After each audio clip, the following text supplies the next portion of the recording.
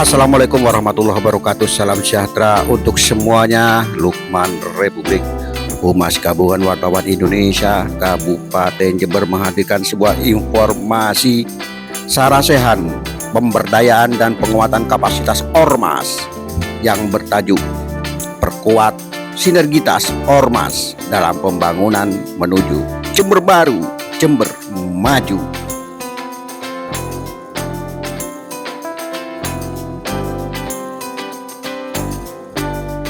Saya menyimak yang disampaikan Pak Agus, kayaknya sudah cukup itu Pak. Ya.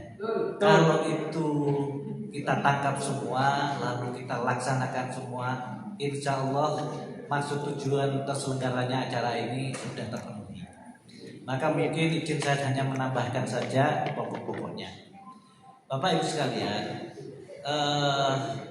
pembangunan kami dari TV3D itu tim pengarah percepatan pembangunan daerah. Nah, bicara pembangunan Pak, hakikat pembangunan ini kan peningkatan kualitas hidup manusia, mana masyarakat, rakyat di Kabupaten Jember atau di wilayah Jember ini kesejahteraannya terpenuhi, kualitas hidupnya baik, dari waktu ke waktu lebih baik. Nah, bagaimana yang bisa terpenuhi atau bisa sejahtera ketika kebutuhan-kebutuhan pokok, kebutuhan-kebutuhan dasarnya bisa tercukupi. Apa saja kira-kira? Nah, yang sering kan kita ketahui terpenuhinya sandang, pangan, perumahan, ya kan, papan dan kesehatan, pendidikan dan seterusnya. Nah, kita menginginkan di Jember ini penduduk yang jumlahnya 2,6 juta lebih itu dalam tingkat kualitas yang baik. Walaupun faktanya kita tahu ini gradasinya banyak, ada yang sangat makmur, ya. Pak Bambang ini sangat makmur, Pak Bambang. Mudah-mudahan yang lainnya ketularan Pak Bambang ya, amin Allahumma amin. Tapi juga ada yang di ujung yang lain. Sementara tentu pemerintah berharap sekali lagi, kalau kita ingin membantu semuanya dalam keadaan yang sejahtera. Untuk bisa ke sana Pak, kita memerlukan hal-hal yang harus disiapkan, memerlukan program-program untuk bisa meningkatkan kualitas itu.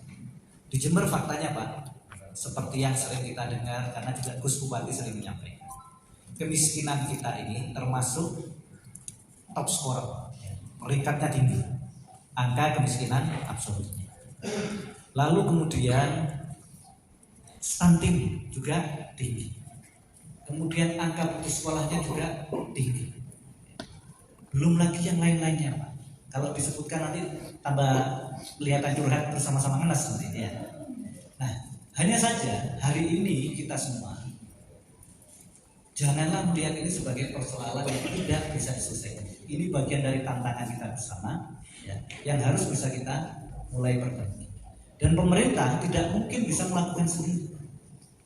Pemerintah tetap memiliki keterbatasan-keterbatasan. Walaupun sebetulnya modal pemerintah ya, kalau kita bilang ya cukup besar. Memang modal material yang mungkin kecil, tapi modal sosialnya jika kemudian bisa dikelola dengan baik, ini juga modal yang bisa membantu persoalan-persoalan pembangunan di Kabupaten Jember bisa teratasi.